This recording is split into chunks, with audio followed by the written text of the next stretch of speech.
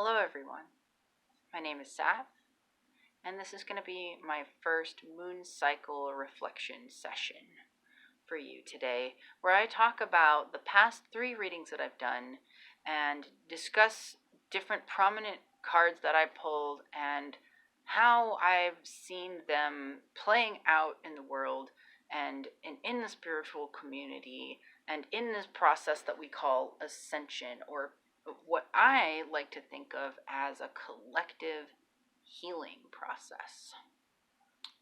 So, without further ado, I'm gonna show you the cards that I pulled from the Pisces reading that I felt had a special type of relevance that has carried through until now, at this full moon in Aries.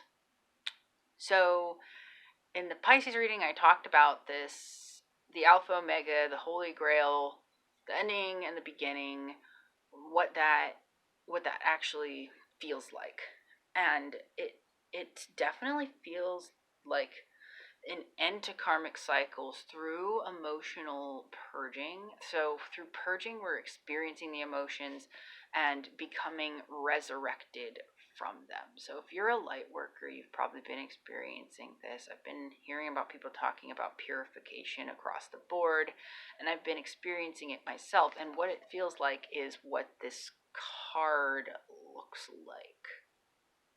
Crazy. So yeah, I've been confronted with all of my fears, and a lot of it's been through the solar plexus chakra. So I find that interesting because Aries is the self, especially for me because I'm an Aries sun.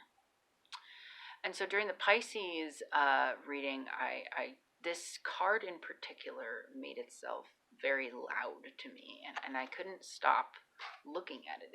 And to me, it's like, yes, this is ascension that we're going through, but what does that mean, right? So to me, this card, exemplifies the fear that we feel as a part of this Earth experience. Okay, so basically that wounded root chakra energy. And then this card, the 10 of Swords, came through to me as a way of saying, like, okay, look at the cross on that other card and tell me what you know about crosses. Tell me what you know about that energy. And so to me, it felt like the Jesus on the cross energy. And then this card came up, the 6 of Wind and Clarity. So that symbolic surrender of Jesus dying for everyone's sins, it's more, I take it as symbolic rather than literal. That dying, the act of dying for sins or whatever, it's more so allowing the old earth to completely collapse and fall away and become reach a cycle of completion. But that this cycle of completion is in the mind, because these are all air cards, which I find interesting too, because usually you would get a lot more water cards in a water sign reading.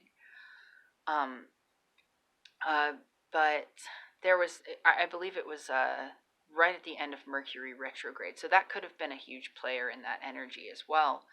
And the thing that I find the most poignant about these 3 readings is that the 10 cards have been there throughout. So this is definitely a completion cycle that we're going through spiritually, especially people who are highly tapped in, people who are channeling divine information. This is going to be obvious to you all that it's really truly happening.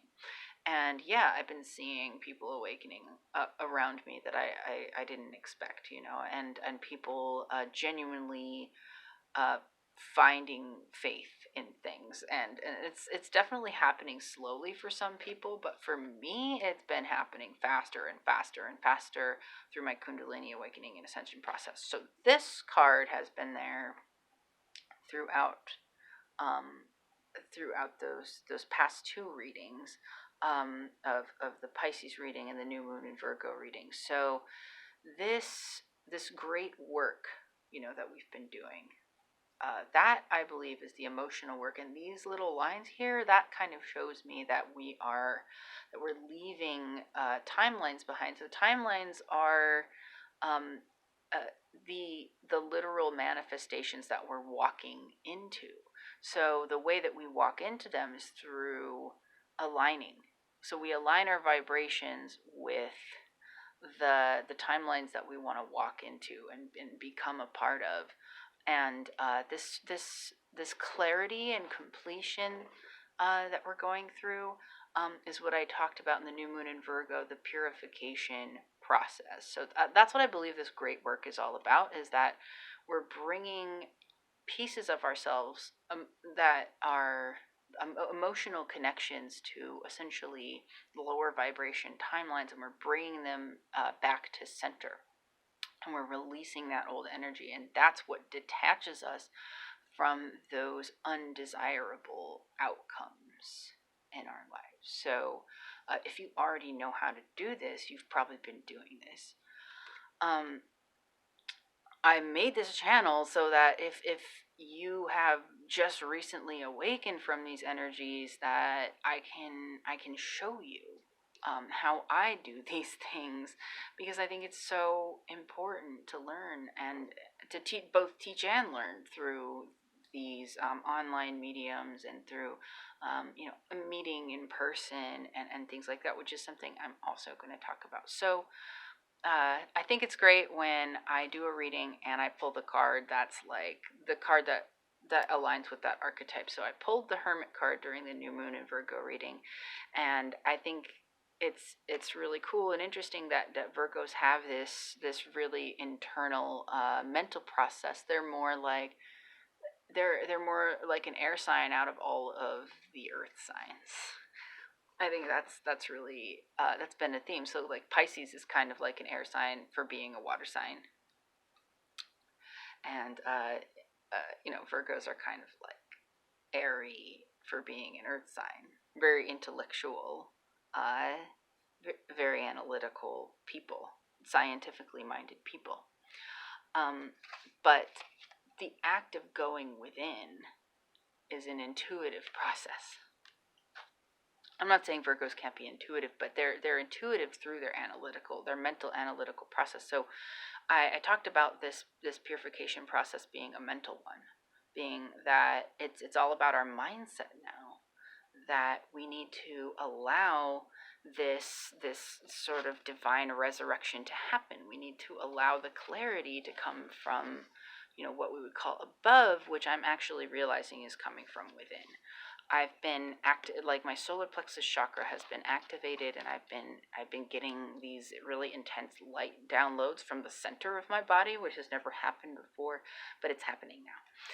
And it's all happening through allowing my emotions to give me the insight and clarity. So stepping back from my emotions, stepping back from my own thoughts, and looking at them from the perspective of a neutral observer. So that's what you do when you meditate, and that's how you're able to look at the intense emotions and send love into the spaces that feel like a lacking.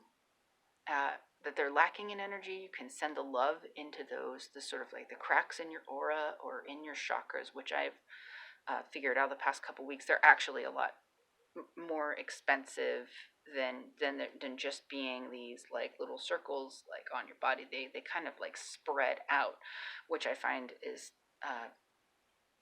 just mind blowing to see it in here through my third eye, to see that has been really intense and really cool. So I've had this intense mental stimulation, this brother wind energy, and but I've been deliberately holding back information as to not overwhelm people, which I think is healthy to do.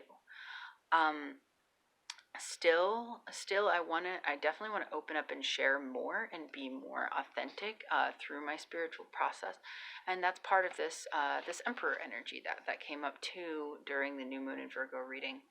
I got the download that the Virgo purification process was preparing us for stepping into our own sense of authority being our own boss, which could mean starting your own business, or it could just mean having an inner authority that kind of trumps other people's opinions about you, other people's judgments, trumps the matrix mindset, essentially. So having the ability to own one's own power, which comes through in Aries. It comes through hard and strong. So I got a card for free at this Magic the Gathering event that I went to. So, I'm using magic cards, and I'm also playing with magic cards, which feels really Aries to do. Aries is all about, well, in its youthful stage, in my youth, I've been a very playful and imaginative person, but it's also about being able to innovate. So be like an innovative leader and authority, and being an authority through that inspiration that you're able to give to others. I feel like that's what Aries energy is about. And I got this card, Boros Challenger, and yeah, it to me it exemplifies both the Emperor and the Brother Wind slash. It's basically the Knight of Swords in the traditional tarot. So the Knight of Swords energy combined with the Emperor energy through this card, because look, it has a mentorship ability. It makes weaker, so quote unquote, weaker creatures stronger, and it has the ability to become more powerful as well, through spending more mana or spending more energy. So it's the mentor thing. It's mental, and it's also it's caring for and being constructive around that Aries energy, which is just bam, it's inspiration. Like I said, that holy grail. It's being able to channel the primal force that is the beginning of the zodiac, which also represents the creation of literally everything. So this full moon is everything, y'all. Of course, Aries. What of it? And I pulled this card, Guruk's Horde, which has trample, and you have to play with the top card of your library field, and you may cast the top card of your library if it's a creature card. So to me, it's saying, use this primal energy, but use it wisely, right? Use it under that mentorship of the healed mind, of the discerning mind. But what comes along with that discerning mind is divine inspiration, because it's a 7/7 creature. It's that 7. The 7 is the number of angels. We had the 7 of water insight card in the last new moon in Virgo reading. So to me, I'm putting this all together now as this energy. It feels like just like a rush of pure, disgustingly powerful, divine power that you might not know exactly what to do with it. So a lot of people, I noticed today, were like really confused. They just kind of like, they would have these like spurts of like, just saying random stuff, and they didn't know what they were saying. Like, I do that all the time. So I was just kind of watching people basically do what I do on the regular under this Aries energy, and I was kind of like, oh, you poor thing. You must feel bad. But no, don't feel bad if that's what you've been doing. But we're evolving it to the Libran balance, and in this next new moon. So I'm really excited for that. And again, 2 10 cards, the 10 of Wands and the 10 of Cups. So I talked about how the 10 of Cups energy is us coming together as a community, instead of making our spiritual journey about this sort of like heroic burden. Instead of being heroes, we can be mentors to each other, and we can share, we can learn from each other, and that is just beautiful. And that's what this Page of Wands and Page of Swords energy is too. I wanted to talk about the pages because it's that newness. It's like we're new people now, but we both of these cards talk about mentorship. Denethor talks to Pippin.